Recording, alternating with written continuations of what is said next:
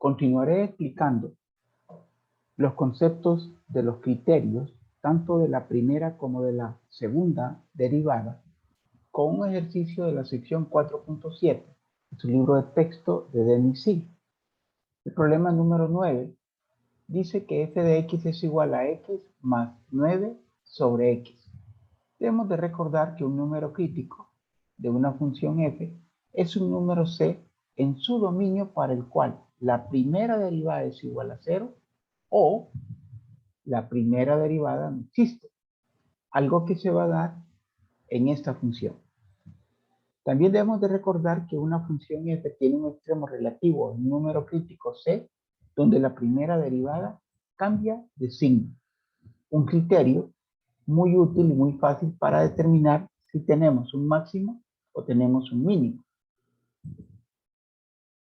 Si es un punto de inflexión para la gráfica de una función f, entonces la segunda derivada es igual a 0 o la segunda derivada no existe.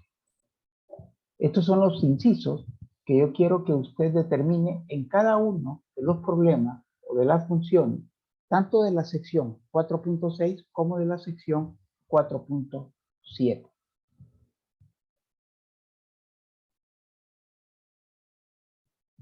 Nuestro procedimiento comienza con el paso número 1 que dice determinar la primera derivada. En esta función es recomendable que usted reescriba x más, y en vez de 9 sobre x colocar 9x elevado a la menos 1, para que sea fácil obtener la derivada. La derivada de x va a ser igual a 1.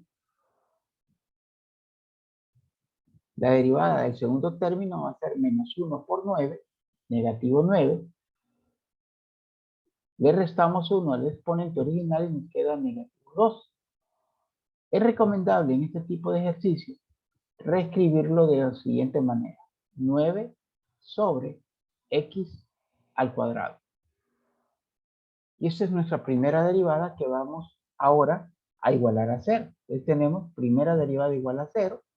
Tenemos la expresión, puede usar cualquiera de las dos como usted considere que sea más fácil. Voy a reescribir acá y vamos a colocar 1. Como está negativo, va a pasar al lado derecho y me va a quedar acá 9 sobre x al cuadrado. Estoy utilizando esta presentación. Entonces, como está negativo, al pasar al otro lado pasa positivo. Ahora multiplicamos cruzado. Vamos ahora a multiplicar cruzado y vamos a tener lo siguiente. 1 por x al cuadrado va a ser igual a x al cuadrado y 1 por 9 va a ser igual a 9. Como x está elevado al cuadrado significa que hay dos respuestas, una positiva y una negativa. Y x va a ser igual a más menos raíz cuadrada de 9, lo cual nos da que x es igual a más menos 3. Tanto el positivo como el negativo 3 se consideran números críticos porque hacen 0 la primera derivada. Pero un ejercicio como este, donde observamos que en la primera derivada en el denominador hay variables, también debemos analizar esta parte. Determinar el número que hace 0 el denominador de la primera derivada. En esos casos lo que usted va a hacer es lo siguiente. Va a tomar el denominador de la primera derivada y lo va a igualar a 0. Y va a despejar. X en este caso va a ser igual a raíz cuadrada de 0. No se coloca más menos porque el signo positivo y negativo no se cumple para el 0, ya que el 0 no tiene signo. X igual a 0 también va a ser un número crítico. Recuerde que números críticos son los números donde la primera derivada es igual a 0 o donde la primera derivada no existe y no va a existir en el número que hace 0 el denominador.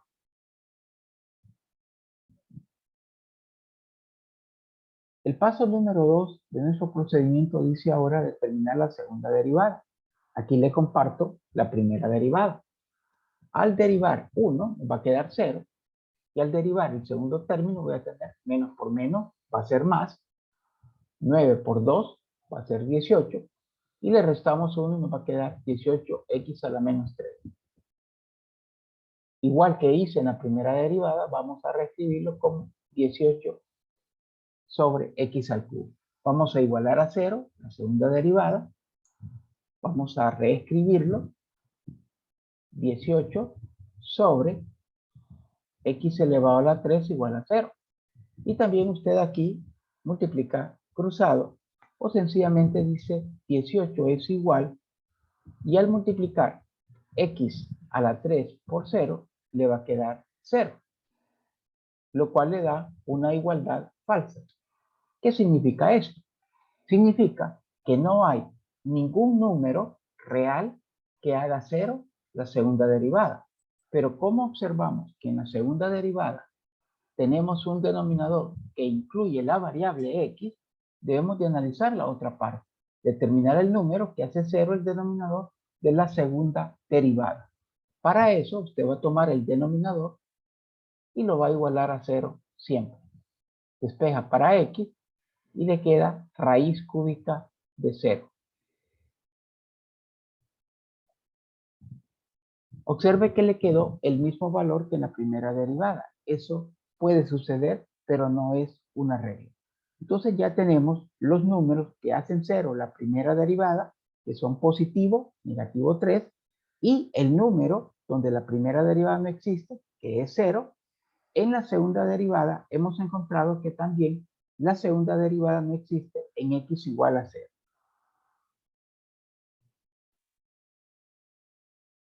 Paso número 3. Graficar en la recta los números que hacen 0, la primera y la segunda derivada. Pero también va a graficar los números donde la primera y segunda derivada no existen. Podría ser el mismo número, podrían ser números diferentes. Aquí tenemos nuestra recta real. He graficado los números que hacen 0 la primera derivada, que son negativo 3 y positivo 3.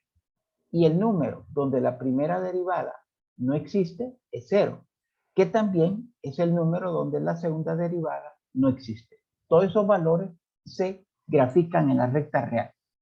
Recuerde, debemos de colocar nuestros valores de prueba, que el requisito es pertenecer al intervalo donde está trabajando. Por acá tendremos los números menores que menos 3.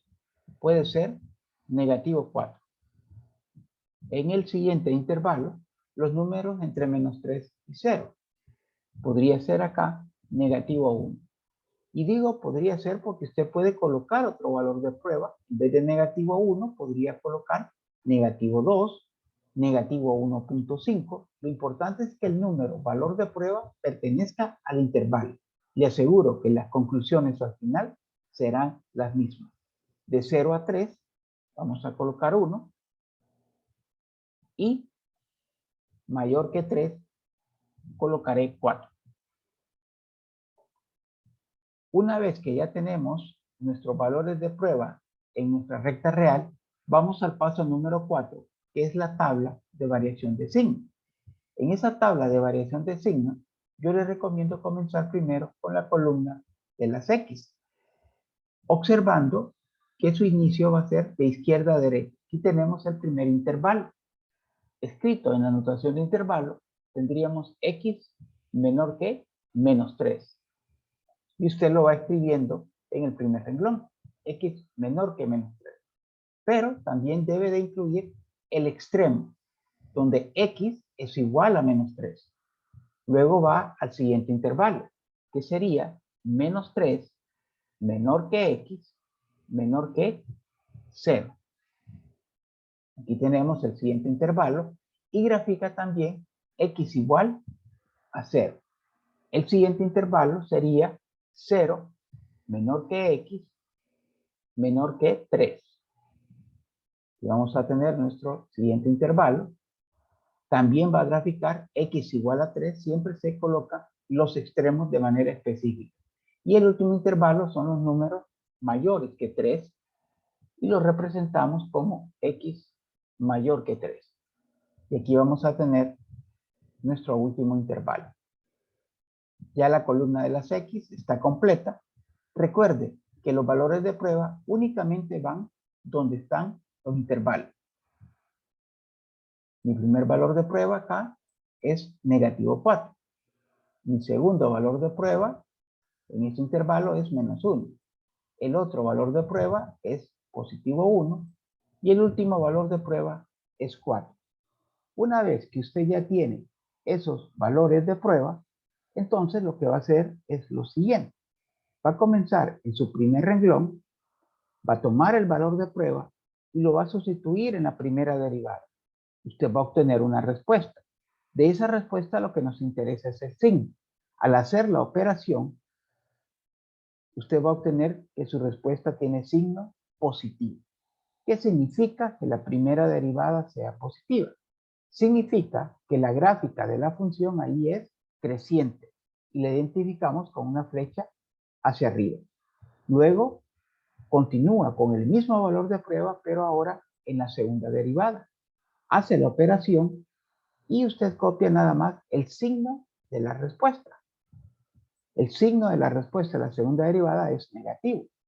Si la segunda derivada es negativa, indica que la gráfica en ese intervalo es cóncavo hacia abajo. Y lo representamos por este símbolo. Continuamos ahora con el siguiente renglón, que tiene un valor específico para x y es x igual a negativo 3. Cuando x tiene un valor específico, se sustituye tanto en la función como en la primera derivada como en la segunda derivada. Al sustituir x igual a menos 3 en la función, usted obtiene una respuesta que se debe colocar completamente. En este caso es negativo 6. Luego, con ese mismo valor de x igual a menos 3, se va a la primera derivada y la sustituye. Obtiene que es igual a 0. Con ese mismo valor de x igual a menos 3, se va a la segunda derivada y obtiene que es negativo. Observe que como la primera derivada me dio 0, yo no he colocado ni una flecha hacia arriba ni una flecha hacia abajo. Porque aquí se va a cumplir el criterio que si la primera derivada es 0 y la segunda derivada es negativa, este valor de x igual a menos 3 y y igual a menos 6 se convierte en un extremo relativo máximo. Y por ser negativa la segunda derivada, entonces la concavidad sigue estando hacia abajo. Si a usted se le olvida este criterio que le dice que la primera derivada es 0 y la segunda derivada es negativa, va a tener un máximo, entonces espere un momento, haga el siguiente análisis y observe el cambio de signo. En el tercer intervalo voy a utilizar el valor de prueba menos 1. Recuerde, cuando utilizo valor de prueba, solo trabajo con la primera y segunda derivada. Nos vamos a la primera derivada, sustituimos menos 1 y la respuesta tiene un signo negativo. Observe ahí, está el cambio de signo en la primera derivada de más a menos. Esto nos ratifica que la conclusión del segundo renglón acá es correcta. Es un extremo relativo máximo, porque pasó en la primera derivada de más a menos. Por ser negativa la primera derivada, significa ahora que la gráfica es decreciente y se identifica con una flecha hacia abajo. Siempre con el mismo valor de prueba menos 1, se va a la segunda derivada, la sustituye y su respuesta obtiene un signo negativo. Eso indica que la concavidad sigue siendo hacia abajo. Observe esta parte. Hubo cambio de signo nada más en la primera derivada. En la segunda derivada no ha habido cambio de signo. Eso ratifica que en esta situación o se da cambio de signo en la primera o en la segunda, pero no se va a dar en ambas simultáneamente. Vamos ahora con el valor específico de x igual a 0. Lo sustituye en la función 0 más 9 sobre 0. Aquí nos queda algo indefinido. ¿Sí? 9 sobre 0 nos lleva a la conclusión de no existe. Y lo vamos a representar de esta manera. Cuando x es igual a 0, la función no existe. Con ese mismo valor, usted se va a la primera derivada, lo sustituye y encuentra que también no existe. Se va a la segunda derivada y se encuentra con también que no existe el valor de la segunda derivada. Entonces, yo no puedo concluir porque no existe, no me da ningún signo, ni positivo ni negativo. Entonces lo que vamos a hacer ahora es esperar el análisis del siguiente renglón. Vamos a ir con el valor de prueba 1, vamos a ir a la primera derivada y observamos lo siguiente. Vea usted aquí, mire, no hay cambio de signo en la primera derivada. Por lo menos yo ya puedo concluir que en x igual a 0 no hay ni un extremo relativo máximo ni un extremo relativo mínimo porque no hay cambio de signo. Nos vamos a la segunda derivada, sustituimos nuestro valor de prueba de x igual a 1 y observamos que la respuesta me da signo positivo. Entonces, sí hubo cambio de signo en la segunda derivada. Pasó de menos a más. Eso significa que el valor anterior de x igual a 0, acá tenemos x igual a 0, se convierte en un punto de inflexión. ¿Por qué hay un punto de inflexión? Porque hay cambio de signo en la segunda derivada. Recuerde que para que haya punto de inflexión, solo debe existir cambio de signo en la segunda derivada. Puede ser cambiar de menos a más o podría ser cambiar de más a menos. En ambos casos, la conclusión es que hay un punto de inflexión.